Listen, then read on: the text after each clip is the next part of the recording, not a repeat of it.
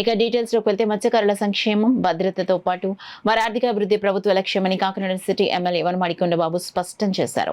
ఈ లక్ష్య సాధనకు బోట్ ఓనర్లు ఆధునిక సాంకేతికతను పూర్తి స్థాయిలో వినియోగించుకోవాలని ఆయన పిలుపునిచ్చారు. అలాగే మత్స్యకారులు ప్రత్యామ్నాయ మార్గాలను అన్వేషిస్తూ ముందుకు సాగాలని సూచించారు. కాకినాడ నగరంలో జగన్నాథపురంలోని Kakinada mechanised fishing boat owners welfare association కార్యాలయంలో ఇండియన్ కోస్ట్ గార్డ్ కాకినాడ ఆధ్వర్యంలో బోట్ ఓనర్స్ అవగాహన సదస్సు నిర్వహించారు. కార్యక్రమానికి ముఖ్య అతిథిగా ఎమ్మెల్యే వనమాడి కొండబాబు హాజరయ్యారు. ఈ సదస్సులో director Lanke Narayana Prasad, Indian coast guard coast commandant Rohit B Shetty, deputy coast commandant Atul Varma, జిల్లా మత్స్యశాఖ అధికారి వి కృష్ణారావు, మత్స్యశాఖ సహాయ సంచాలకులు K Karunakarrao, Korangi SRO V Varaprasad Varma, mechanised boat owners association vice president Malladi Raju, secretary Nati Dharmarao, రాష్ట్ర అగ్నికుల క్షత్రియ కార్పొరేషన్ డైరెక్టర్ వంతాడి రాజులు పాల్గొన్నారు. సందర్భంగా ఎమ్మెల్యే వనమాడి కొండబాబు మాట్లాడుతూ మత్స్యకార రంగంలో ఇండియన్ కోస్ట్ గార్డ్ నిర్వహిస్తున్న అవగాహన కార్యక్రమాలు అభినందనీయమని పేర్కొంటూ కోస్ట్ గార్డ్ అధికారులను ప్రత్యేకంగా ప్రశంసించారు. ప్రభుత్వం కోట్ల రూపాయలు ఖర్చు చేసి ఆధునిక మిషన్లు పరికరాలు అందించినప్పటికీ కొందరు మత్స్యకారులు వాటిని వినియోగించుకోవడం బాధాకరమని ఆవేదన వ్యక్తం చేశారు. కాకినాడలో సుమారు 1600 మంది మత్స్యకారులకు ఆధునిక పరికరాలు అందించినప్పటికీ కొందరైన వాటిని వినియోగిస్తున్నారని, పరిస్థితి మారాలని సూచించారు. Indian coast guard coast commandant Rohit B Shetty మాట్లాడుతూ ఇండియన్ కోస్ట్ గార్డ్ 50వ సంవత్సరంలో అడుగుపెడుతున్న శుభ సందర్భంలో మత్స్యకార బోటు ఓనర్లకు సముద్ర భద్రతపై అవగాహన కల్పించేందుకు కార్యక్రమాలు నిర్వహిస్తున్నామని చెప్పారు. కోరంగి ఎస్ఆర్ఓ వి ప్రసాద్ మాట్లాడుతూ డిసెంబర్ నుండి ఏప్రిల్ వరకు తాబేళ్ల పునరుత్పత్తి కాలమని సమయంలో హోప్ ఐలాండ్ పరిధిలో 5 కిలోమీటర్ల వరకు ఫిషింగ్ చేయరాదని సూచించారు. నిబంధనలు ఉల్లంఘిస్తే చట్టపరమైన చర్యలు తప్పవని హెచ్చరించారు. సందర్భంగా కోస్ట్ గార్డ్ అధికారులు ఎమ్మెల్యే వనమాడి కొండబాబును ఘనంగా సత్కరించారు. ఈ కార్యక్రమంలో మెకనైజ్డ్ ఫిషింగ్ బోట్ ఓనర్ సభ్యులు, నాయకులు తుమ్మల రమేష్ తదితరులు పాల్గొన్నారు.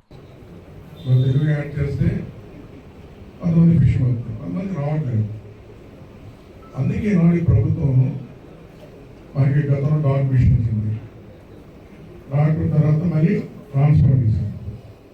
దీంట్లో ఇంకా లేటెస్ట్గా వచ్చింది. అది ఇచ్చిన దాన్ని మనం బోర్డులో పెట్టుకుని మనం దాన్ని ఆన్ చేయాలన్నారు. ఆన్ చేస్తే కదా మీరు ఎక్కడ తెలుస్తుంది, ఆన్ చేయట్లేదు. అదేవిధంగా ఇందులో మళ్ళీ ఇంకా రకాలు ఇచ్చారు. ఏంటంటే ఫిషింగ్ ఎక్కడ ఉంటుంది, గ్రౌండ్ కూడా తెచ్చే పరిస్థితి ఉంది.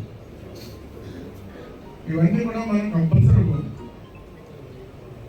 వాడుకోవాలి. అదేవిధంగా మనం వాడుతానంటే ఇది తెలియాలి. వీళ్ళందరూ కూడా మీరు ఎక్కడ ఉన్నారో తెలియాలి, నేను తెలియదు. ఎందుకంటే ఈ విషయం చెప్పాల్సి వస్తుంది. 96లో మనం ఉదయాన్నే పెద్ద వర్షం స్టార్ట్ అయింది. సైక్లోన్ అనౌన్స్ చేశారు మనకి.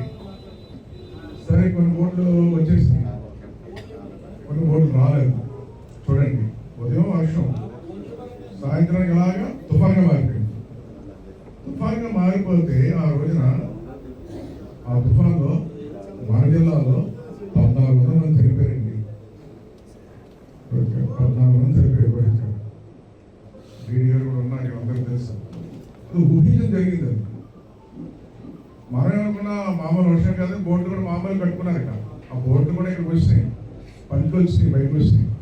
ఇక్కడ ఉన్న బాధ్యులు కూడా ఇక్కడికి వచ్చినాయి, ఇళ్ళ మీద వచ్చినాయండి. బోర్డు ఇళ్ళ మీద వచ్చినాయి. అంత సీరియస్ తుఫాన్ అంటే మనం అనుకోలేదు, ఊహించలేదు. అంటే కొన్ని ఊహించే జరుగుతున్నాయి. అదే ఆ సమయంలో ఈ టెక్నాలజీ ఉందని కూడా బోర్డులను తిరిగి వస్తుంది కదా, దగ్గర వచ్చినాం. ఈ టెక్నాలజీ అప్పుడు ఉంటే అందరూ కూడా ఎండ పడిపోయాడు. చాలా మంది సముద్రం ఎక్కిపోయారు, చాలా మంది ఇబ్బంది పడిపోయారు, చాలా మంది చనిపోయారు. ఈరోజు ఏమంటారంటే అదే సెల్ ఫోన్ ఉంది. ఈ సెల్ ఫోన్ కూడా టెక్నాలజీ అవైలబుల్ ముందుకెళ్ళిపోతుంది.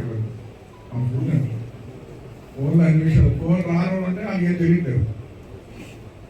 ఫోన్ ద్వారా మార్కెటింగ్ చేస్తారు. ఈరోజు చూడండి, మన ధరికి వచ్చిన తర్వాత చాలా అమ్మాలి. ఒడ్డుకి వచ్చిన తర్వాత ఇప్పుడు కొంతమంది బోర్డులో పడినంటే లైవ్లో ఫ్యాన్లో చూపించేస్తారు. మాకు ఈ సరుకు పడ్డది, మీకు కావాలంటే బోర్డులో ఉండగానే మార్కెట్ చేస్తారు. టెక్నాలజీ అంత ఉపయోగపడుతుందని మీ సందర్భంగా. యాక్చువల్గా వరుస తీరంలో మీరు వేటాడితే ఏం చేస్తారండి? ఇప్పుడు ఫిషర్మెన్స్కి అందరికి కూడా ఫిషింగ్ లేకపోవటాలు, ఆ ఫిషింగ్ లేకపోవడానికి కారణాలు ఏంటంటే మనం చిన్న పిల్ల టైంలోనే మనం చంపేయడం ఇలా జరుగుతుంది. మనకి ఆల్వరీకి అన్నది ఈ డిసెంబర్లో స్టార్ట్ అవుతుంది, ఏప్రిల్ ఫస్ట్ వీక్లో ఈ ఎండ్ అవుతాయి. ఈ టైంలో ఓపెన్ లైన్ పరిధిలో 5 కిలోమీటర్ రేడియస్లో ఎవరు కూడా ఫిషింగ్ చేయకూడదు. చేసిన ఏడల ఈ యాక్ట్ అనేది ఇంప్లిమెంట్ చేసామనుకో, దానివల్ల ఏంటంటే బోటు యొక్క కాస్ట్ ఎంత ఉన్నది మీకు తెలుసు. వన్స్ ఒక్కసారి వైల్డ్ లైఫ్ యాక్ట్ ఉపయోగిస్తే బోటు రాదు. మీరందరూ కూడా అంటే మీ మంచి గురించే చెప్తున్నాం. ఇది లాస్ట్ టైం కూడా ఇలా జరిగినప్పుడు ఏంటంటే మేము బిజినెస్ డిపార్ట్మెంట్ మేము కలిసి ఇది ప్రథమ తప్పుగా భావించి మేము మా యాక్ట్ ఉపయోగించకుండా ఫిషరీస్ వాళ్ళతో చెప్పి జస్ట్ ఫైన్ వేయించడం జరిగింది. సో ఆ 5 కిలోమీటర్ల రేడియస్ అంటే చాలా వరకు తెలియదు, మాకు తెలియదు అని చెప్పారు. ఓపెన్ ల్యాండ్ పరిధి అంటే ఎక్కువ సెన్సిటివ్ జోన్లో ఏ విధంగా ఫిషింగ్ చేయకూడదు. అది 10 మీటర్ల డెప్త్ లోపల. కానీ నిర్లక్ష్యం అనేది అందరూ ఎంత మాత్రం దీన్ని పెడుతున్నారు. దయచేసి సభాముఖంగా నేను మీ అందరికీ నా రిక్వెస్ట్ ఇది, మీ అందరు కూడా మన ప్రాణం మన జీవితం మనకే ముఖ్యం, మన ఇంట్లో వాళ్ళకి ముఖ్యం. సో మీరందరూ కూడా ఎంత మాత్రం ఈ అతి ముఖ్యమైన నిత్యావసరమైన వస్తువులు ఇవి నడి సముద్రానికి వెళ్ళేటప్పుడు లైఫ్ బాయ్ సముద్రానికి తెలియదు మనం ఎంత గజెత్తగానో అనేది. సో ఈ లైఫ్ బాయ్ సముద్ర కెరటాలు, సముద్రంలో ఉండే పరిస్థితులు, స్థితిగతి పరిస్థితులు ఎంత ఘోరంగా ఉన్నా కానీ, ఎంత మనం గజెత్తగాళ్ళు అయినా కానీ లైఫ్ బాయ్ ఒక్కటి మీ దగ్గర ఇమీడియట్గా లైఫ్ బాయ్ పెట్టుకుంటే మాత్రం సరిపోదండి.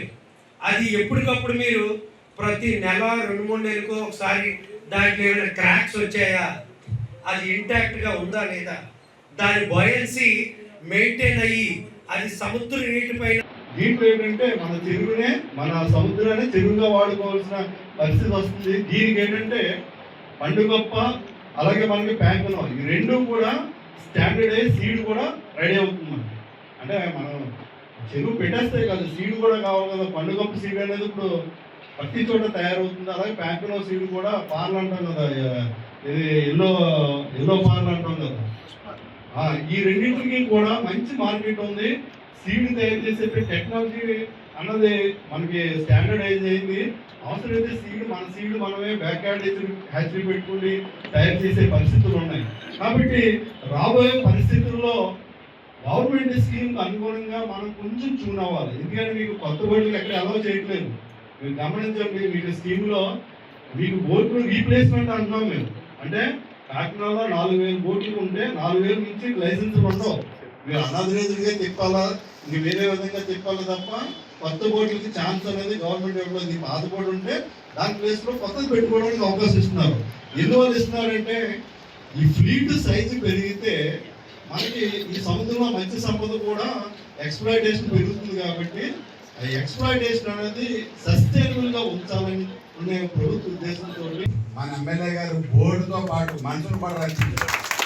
భారతదేశంలోనే నాకు తెలుస్తుంది, నా భారతదేశంలోనే ఒక దేశం నుంచి ఇంకో దేశానికి బోర్డు తీసుకొచ్చిన ఏకైక ఎమ్మెల్యే.